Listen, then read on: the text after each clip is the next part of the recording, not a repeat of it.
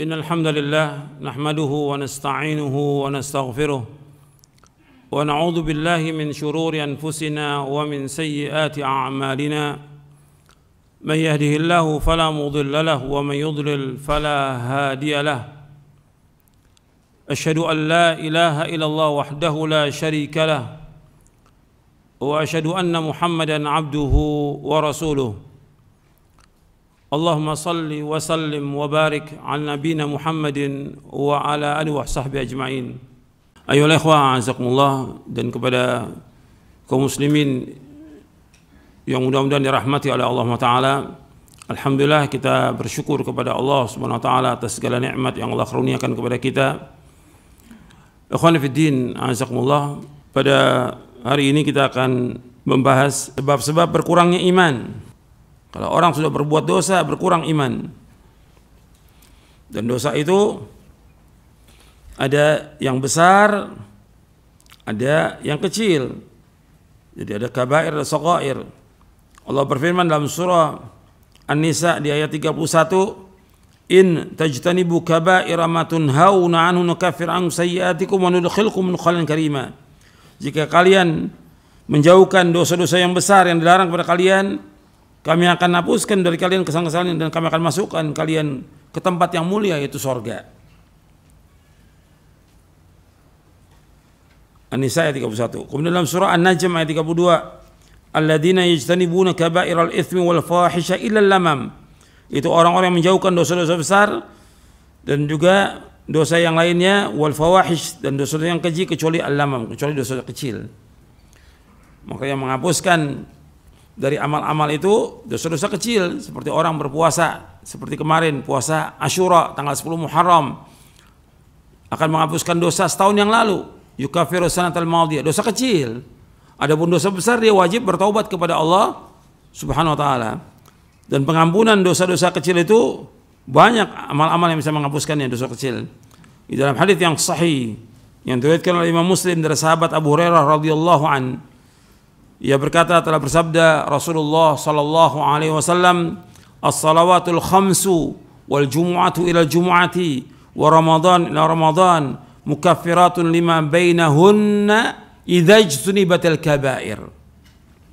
Salat yang 5 waktu dari Jumat ke Jumat, Ramadan kepada Ramadan ke Ramadan, menghapuskan dosa-dosa di antara itu apabila dia menjauhkan dosa-dosa besar.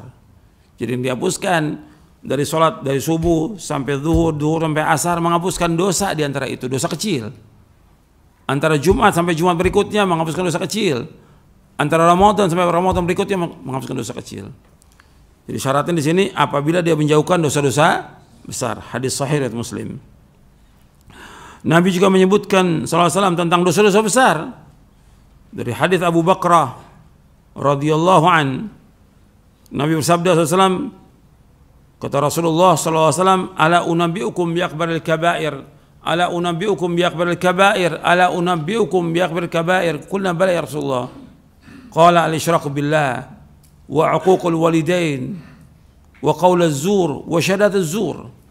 Kata Nabi, maukah aku kabarkan kepada kalian tentang dosa-dosa besar yang paling besar? 3 kali Nabi sebutkan. Kemudian kata para sahabat, mau ya Rasulullah.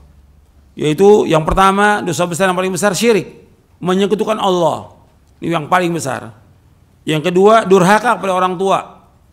Yang ketiga, menjadi saksi palsu dan berkata yang dusta.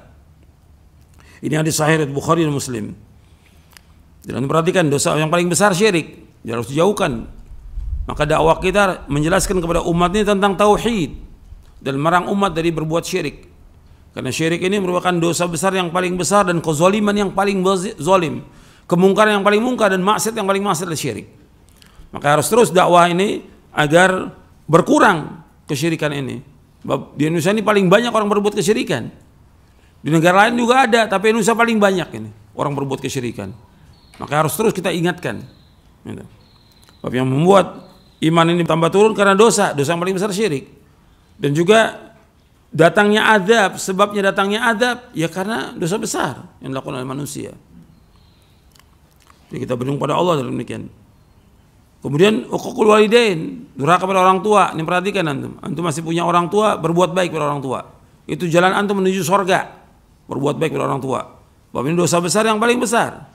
Jangan berkata pada orang tua. Jangan menengking, jangan menghardik, jangan melawan, jangan membangkang. Taati orang tua, karena itulah jalan menuju sorga. Bapak anak yang durhaka tidak akan masuk sorga. Ketika Nabi menyebutkan tentang dosa-dosa besar yang tidak masuk sorga, Nabi sebutkan al-aqli walidayhi, anak yang durhaka pada kedua orang tuanya, itu nggak masuk sorga. Ya, antum perhatikan itu. Jadi kesempatan antum berbakti pada orang tua, gunakan kesempatan ini apa yang bisa kita lakukan, berbuat baik pada orang tua. Jangan kita melawan orang tua, jangan menghardik orang tua, jangan menengking orang tua, jangan mengatakan pada orang tua. Sami'na wa ata'na pada orang tua itu. Itu perhatikan. Jangan sampai menyesal. Banyak orang-orang yang menyesal karena dia durhaka pada orang tuanya. Orang tua merupakan jalan menuju surga, dan banyak hadisnya Nabi SAW menyebutkan demikian. Dan apa yang kita lakukan buat orang tua kita itu nggak bisa sebanding dengan kebaikannya orang tua. Orang yang paling baik kepada kita di muka bumi ya orang tua kita. Yang paling sayang ya orang tua. Jangan menyakiti hati kedua orang tua, jangan. Itu perhatikan tuh. Jangan kurang ajar kepada orang tua. Berbuat baik pada orang tua. Itu jalan menuju surga. Makanya ketika di zaman sahabat ada orang yang dia menggendong orang tuanya, dia menunaikan ibadah haji. Ditanya, ya wahai Ibnu Abbas, apakah saya sudah membalas kebaikan orang tua saya? Belum. Bila tawaf digendong, sa'i digendong, ke Arafah, ke Mina, ke Muzdalifah, belum membalas kebaikannya. Dan di zaman Umar juga ada yang bertanya lagi seperti itu juga, belum. Artinya orang tua jasanya luar biasa. Antum perhatikan itu. Jangan sampai durhaka. Ini dosa besar. Sehebat apapun antum punya ilmu, antum jadi dai, jadi ustadz, ya kalau durhaka nggak ada barokahnya ilmu itu, tidak barokah. Sekaya apapun dia punya kekayaan, tidak ada barokahnya sama sekali kalau kurang ajar kepada orang tuanya. Kemudian yang ketiga menjadi saksi palsu. Kemudian juga dalam Sahih Bukhari dan Muslim disebutkan ketika Nabi ditanya SAW, ayu dzambi akbar indallah, dosa apa yang paling besar di sisi Allah? Maka Nabi menjawab SAW, anta du'a lillahi niddan wa huwa khalaqaka, yaitu engkau berdoa kepada selain Allah sebagai sekutu pada Allah yang menciptakan kamu. Artinya engkau berdoa kepada selain Allah, menjadikan sekutu bagi Allah pada Allah yang menciptakan kamu. Artinya berbuat syirik kepada Allah. Ini dosa yang besar, paling besar. Tsumma ayu, dikatakan lagi, kemudian apa? An taqtula waladaka makhafata ayat'ama ma'aka. Yang kedua, engkau membunuh anakmu karena takut untuk makan bersama kamu. Karena di zaman jahiliyah banyak orang membunuh anaknya karena takut miskin. Seperti yang Allah sebutkan dalam Al-Quran. Kemudian tsumma, yang ketiga, apalagi dosa yang paling besar? Antazniya bihalilati jarik. Engkau berzina bihalilati jarik, dengan istri tetanggamu. Itu termasuk dosa yang paling besar. Orang berzina dengan orang lain, perempuan lain, dengan istri tetangga, lebih berat dosanya dengan istri tetangga. Hadis ini sahih riwayat Bukhari dan Muslim. Dan masih banyak lagi tentang dosa besar.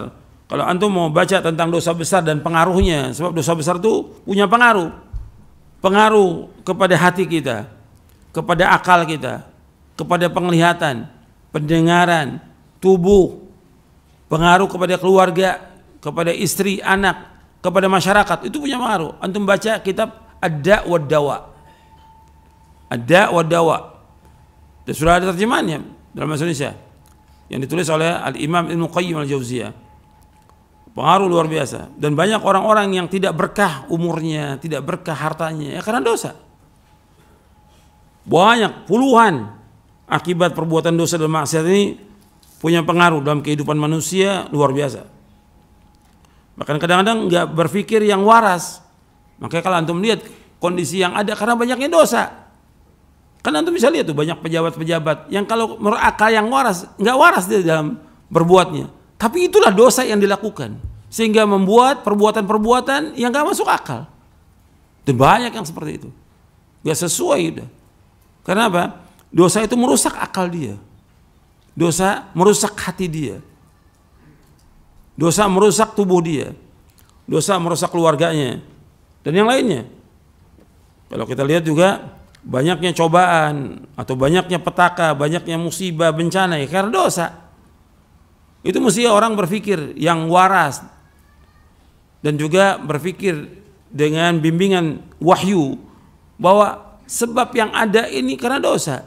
Adanya wabah yang terus menerus, ada banyaknya penyakit, ya karena dosa. Dosa. Makanya yang harus diobati bagaimana orang menghindar dari perbuatan dosa. Maka yang harus disampaikan kepada umat bagaimana mereka bertaubat kepada Allah.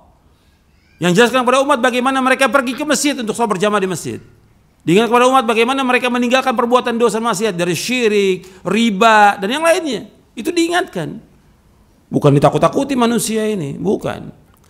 Jadi kalau seandainya semuanya kembali kepada Allah, bertaubat kepada Allah, insya Allah Allah akan angkat wabah ini. Allah akan angkat bala ini. Itu yang harus diingatkan kepada manusia semuanya. Dan ustaz-ustaz juga harus mendakwakan dakwah ini, bukan wah ustaznya takut. Ustaznya gak ke masjid, pakai masker double. Ustaznya la haula wala quwata illa billah. Ini penakut. Gimana antum dakwah yang seperti ini? Justru antum keluar hidup di masyarakat, ajak mereka ke masjid, ajak mereka bertaubat kepada Allah, ajak mereka untuk mentauhidkan Allah, ajak mereka untuk berzikir kepada Allah, ajak mereka baca Al-Quran. Itu orang beriman seperti itu. Bukan usah tambah takut. Sampai contohkan bagaimana sholat di rumah, sholat di masjid, bukan di rumah. PPKM perbanyak pergi ke masjid. Itu mestinya seperti itu sehingga Allah angkat wabah ini. Itu pikiran yang waras, itu yang waras sesuai dengan syariat, sesuai dengan nas, dengan dalil. Bukan tambah takut. Kalau usah tambah takut bagaimana? Lama-lama kelamaan bisa sakit jiwa nanti itu. Waliyatubillah nasallallahu alaihi wasallam. Jadi ikhwan fillah jazakumullah, ini nasihat antum perhatikan dan mudah-mudahan apa yang saya sampaikan bermanfaat untuk antum sekalian. Wassalamualaikum warahmatullahi wabarakatuh. Wa akhiru da'wana alhamdulillahirabbil alamin.